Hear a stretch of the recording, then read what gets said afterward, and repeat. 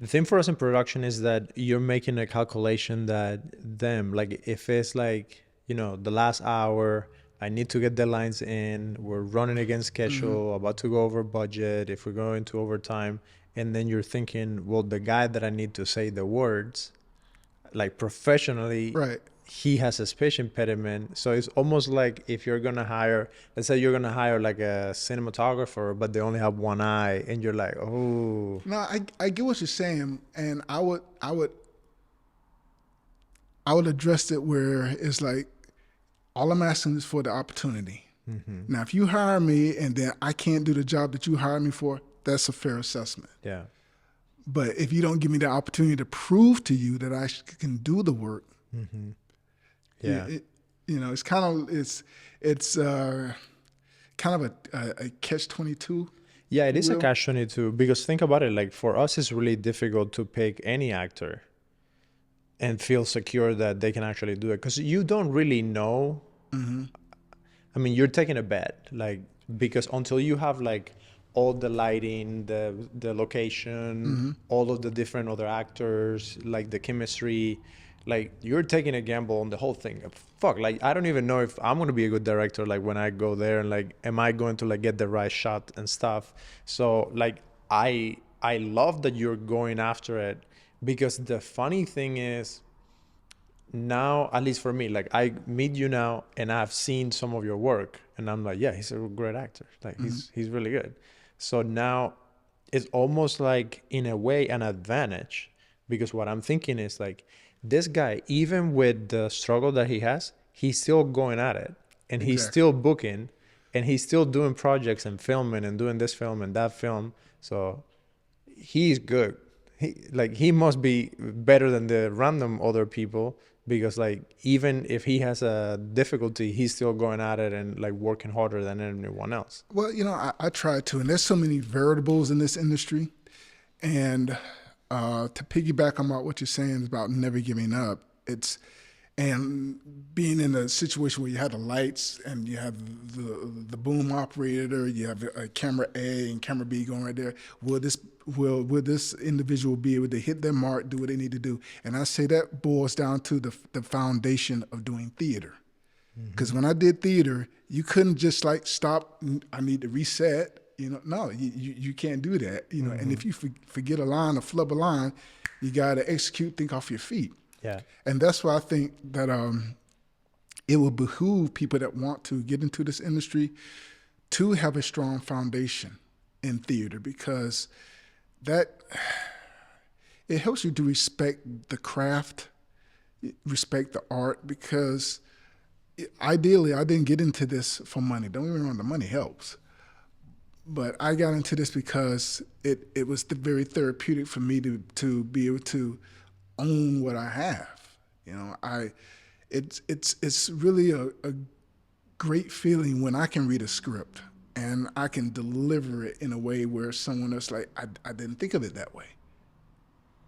Mm-hmm. That makes sense. Yeah. Because it's a really beautiful thing when I take it back a little further. I remember a theatrical director, Paul Furlick. He's out here in California now, and I did a play in Chapel Hill called well, the theater company is a Deep Dish Theater, and I did a play called A Lesson Before the Dying. I see I'm stuttering now, but I'm not nervous. It's just Yeah, that, I think you're you just know, trying to remember. yeah, Like it's a difficult when you're trying to remember something, and that that's far what. back, yeah. And I Mm-hmm. remember doing at the audition, and I knew I had a speech impediment. I still was trying to cover that up, but I allowed that to be some of the essence of this character, if you will, because Mm-hmm. this place takes place in the late 40s or 50s, and you have a young black man that's being accused of a crime that he didn't do. Mm-hmm. So I let the nervousness, the stammers come out, and it was definitely some racial undertones because of the nature of the story.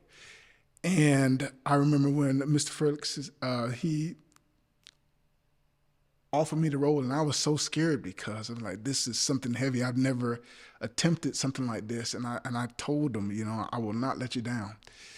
And first table read, I am stuttering through the whole thing, and I'm like, I could just feel other actors looking like, does he not know how to say? I'm serious. Just saying the word "the," you know, it was just so much pressure.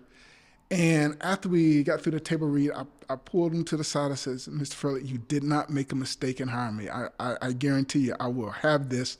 And he looked me in the eye. He says, I trust you.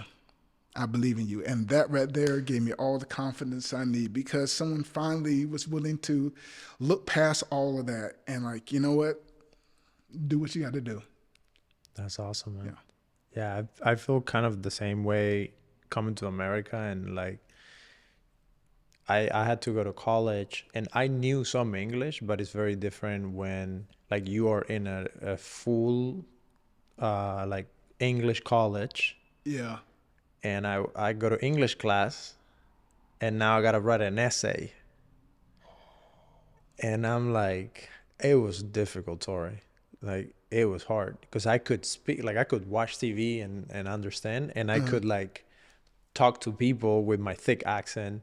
And like, I thought that I was so cool because I could understand and speak. Right. Yeah. But bro, it's very different when you have to sit down and write like a 6, 7, 8 page, like college paper. Yes. Yeah. And it would take me so long to do it and all that. And I remember one of the professors, he was like, kind of the experience that you had, where he's like, you know what, like you're doing what the normal kids like who grew up here, for them is difficult. Mm-hmm. It's like just you finishing the thing, like that is already above and beyond. Yeah, you did the work. Yeah. That's the thing. And I think after that, I was able to get like a 4.0 GPA on my freshman semester and my freshman year. Mm-hmm. And like I made honors like in English class. That's and all awesome, that. brother.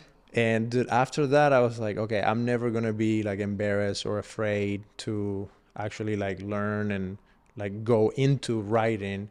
And I think it's beautiful. Like you went that path too, where you're like, okay, this is the thing that is the hardest thing for me to do. Mm-hmm. I'm going to put myself in the middle of actually having to do it, where normal people would be nervous and freeze and not be able to even step up to the stage. And you went head on to do that. Yes. Why? Like, where did you get that like purpose to like go beyond? And I think you already told me the story about like the theater and this and that. Mm-hmm. I think I want to get more into like your like Sure. inside of you.